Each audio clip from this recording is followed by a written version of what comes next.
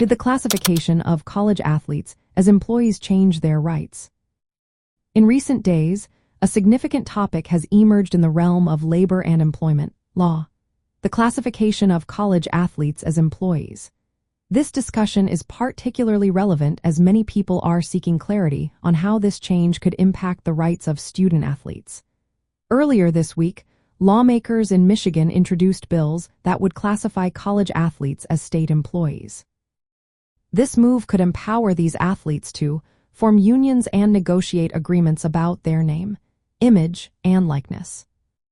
The conversation around this issue has gained momentum as universities begin to compensate athletes directly for their name, image, and likeness. The National Labor Relations Board previously considered classifying college athletes as employees, but that stance was reversed under the Trump administration. However, state-level initiatives like those in Michigan are pushing for more rights for athletes. If college athletes are classified as employees, they could gain rights similar to those of other workers. This includes collective bargaining rights and protection under labor laws. However, this classification raises questions about tax implications and the potential impact on scholarships and other benefits that athletes currently receive. In the past 24 hours, discussions have intensified about how this classification could fundamentally change the landscape for college athletes.